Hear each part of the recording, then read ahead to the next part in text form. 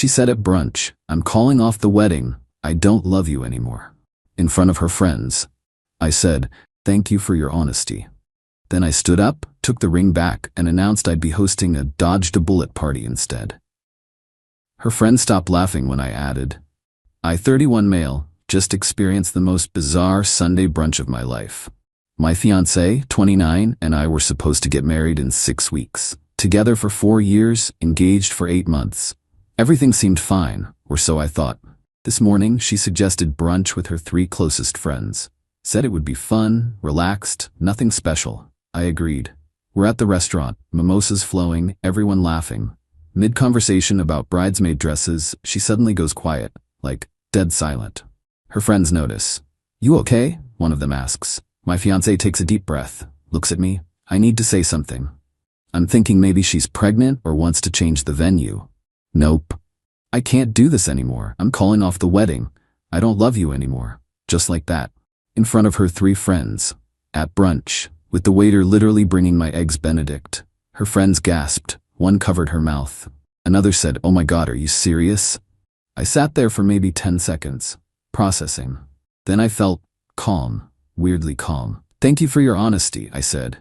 Held out my hand. "The ring, please." She blinked. "What?" "The engagement ring. It's mine, or more accurately, it was my grandmother's. I'd like it back." Her friends were watching, like this was a reality show. She slowly pulled it off and handed it to me. I pocketed it. Stood up. "Well, this changes plans. I was going to host a wedding reception in 6 weeks. Now I'll be hosting a dodged-a-bullet party instead. Same venue, same catering, same open bar. You're all still invited." Her friends actually giggled. Thought I was joking. Then I added, "Oh, and about those wedding expenses? The $62,000 in deposits you insisted on putting in your name to prove you're an independent modern woman? Those are all yours now. Good luck with that. Also, you'll need to move out of my apartment by end of month since you refused to sign a lease." The giggling stopped. Her face went white. "Wait, what?" "Your name. On everything. The venue deposit, the catering, the photographer, the flowers. Remember? You insisted. Said it was important for your credit building and independence. Congratulations on your independence." One of her friends whispered, "Oh no. And one more thing." I pulled out my phone. My uncle was planning to give us $150,000 as a wedding gift. Had it all set up, but that was contingent on us actually getting married. So that's gone too. I dropped $40 on the table for my untouched food. "Enjoy brunch, ladies. I've got a party to plan." Walked out. Been sitting in my car for 20 minutes. Hands are shaking now, but I meant every word. Update 1, 3 days later. The fallout has been insane. Sunday afternoon, about 2 hours after I left brunch, my phone started blowing up. Her friends, her mom, her sister. All of them. Her mom called first. "You can't just abandon her with all that debt. You were planning to get married. That money was for both of you." She called off the wedding. The expenses were in her name at her insistence. I'm not legally or morally obligated to pay for a wedding that isn't happening. But she made those deposits assuming you'd help. She made those deposits assuming we'd get married. She ended the engagement. Consequences. Her mom started crying, called me heartless, hung up. Her sister texted, "She's having a panic attack. The wedding costs are going to ruin her financially. You really gonna let that happen?" I replied, "She really going to call off a wedding publicly and expect me to still fund it? Yes, I'm going to let that happen." Blocked her sister. Monday, my ex showed up at my apartment. I have cameras, watched her buzz repeatedly for 15 minutes. Finally answered the intercom. "We need to talk." "No, we don't." "Please, I made a mistake. I was overwhelmed. We can work this out. You don't love me anymore, remember? Yesterday at brunch? I didn't mean it like that. I was just scared. You meant it enough to say it in front of your friends. You meant it enough to blindside me at a restaurant. You own those words. What about the wedding costs? What about them? You have to help me. I can't afford $62,000 in debt. Should have thought about that before calling off the wedding. This is financial abuse." I actually laughed. "Financial abuse? You put everything in your name. You made that choice. I'm just not bailing you out of your consequences. I'll sue you. For what? Not marrying you? Good luck with that." She stood there crying for another 10 minutes, finally left. Tuesday, her best friend called, the one who was maid of honor. Look, I know she handled this badly, but she's drowning. Can't you help her with at least some of the deposits? Why would I do that? Because you loved her? Past tense. Correct. She ended that Sunday. She's going to lose her apartment. She can't make rent, plus these wedding payments. That's unfortunate. How can you be so cold? How could she call off a wedding at brunch? We all make choices. She tried the guilt trip angle for 20 more minutes. Told her I was done with the conversation. Hung up. Wednesday morning, I get an email from a lawyer, her lawyer, demanding I pay my share of the wedding expenses since they were undertaken with mutual understanding of shared financial responsibility. My response, through my own lawyer: client entered expenses in her name at her insistence. Client called off wedding unilaterally. No shared financial responsibility exists. Client respectfully declines to engage further. Her lawyer sent back a longer email, threatened to sue for promissory estoppel and unjust enrichment. My lawyer called me. She has no case. The expenses are in her name. She ended the engagement. You're clear legally. How much is this going to cost me to defend if she actually sues? Maybe $5,000 to $10,000 if it goes anywhere. But it won't. Any judge will toss it. Do it. Defend everything. I'm not giving her a cent. Here's the thing everyone keeps missing. She didn't just call off the wedding. She did it publicly. She did it to humiliate me. Her friends laughed when I first said I'd throw a party instead. They thought it was pathetic. But when reality hit, when they realized she'd screwed herself, suddenly I'm the bad guy for not rescuing her. Nah. She wanted independence. She's got it. The dodged a bullet party is still happening. Sent out invites yesterday. About 30 people confirmed. My family, even 2 of her friends who apparently think what she did was wrong. It's gonna be at a bar. Cost me $800 for the space and some appetizers. Way cheaper than $62,000. Update 2. 10 days later, it's gotten messier. My ex's family has gone full court press. Her father called me at work, somehow got my direct office line. You're destroying my daughter's life over pride. Your daughter destroyed her own life with her choices. She made a mistake. People make mistakes, and people face consequences for mistakes. That's life. I'm offering to mediate. We can split the costs. You pay half, she pays half. Clean slate. No. Why are you being so stubborn? Because she called off our wedding at brunch, in front of her friends, for maximum humiliation. Now she wants my money to clean up her mess?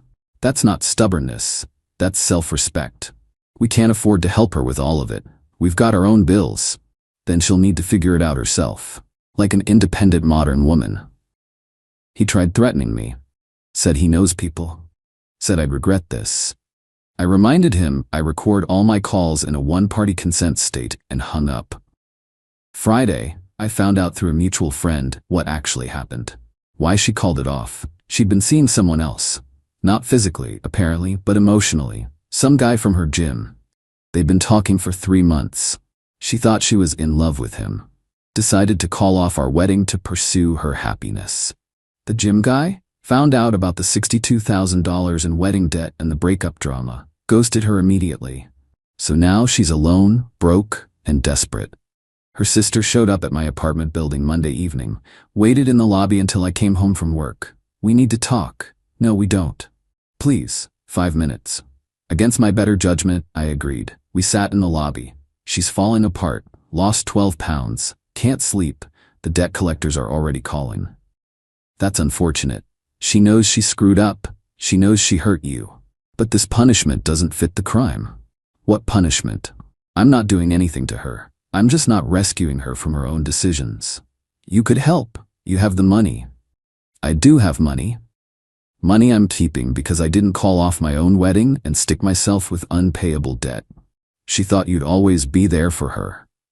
She was right, until she publicly dumped me at brunch. Funny how that changes things. The $150,000 from your uncle, can't you ask him to give it anyway? I stared at her. You want me to ask my uncle for $150,000 to give to my ex-fiancée who called off our wedding? For her to pay off the debt? You're delusional, genuinely delusional. You're being cruel. I'm being fair. She made choices, big girl choices. She gets big girl consequences. I stood up. We're done here. Don't come back. She started crying in my lobby. I went upstairs. Tuesday I got a Facebook friend request from the gym guy, the one she left me for. Curious, I accepted. He messaged immediately. Dude, I had no idea she was engaged. She told me she was single. Just wanted you to know. Cool, thanks for the info. She's been blowing up my phone, says you ruined her life. I didn't call off the wedding. Yeah, that's what I figured. She's intense, man. Good luck with whatever's going on. He unfriended me right after. Smart guy. Wednesday was the lawyer escalation. Her attorney filed a formal lawsuit, breach of promise, unjust enrichment, intentional infliction of emotional distress. The works. My lawyer wasn't worried. This is a nuisance suit. She's desperate, will file to dismiss, and likely win. How much will this cost me? Probably $8,000 to $12,000 if it goes to trial, but I doubt it will. The facts are terrible for her. Do whatever you need to do. Thursday evening, my ex somehow got into my building. Someone held the door. Started banging on my apartment door. Open up, we need to talk. I called building security.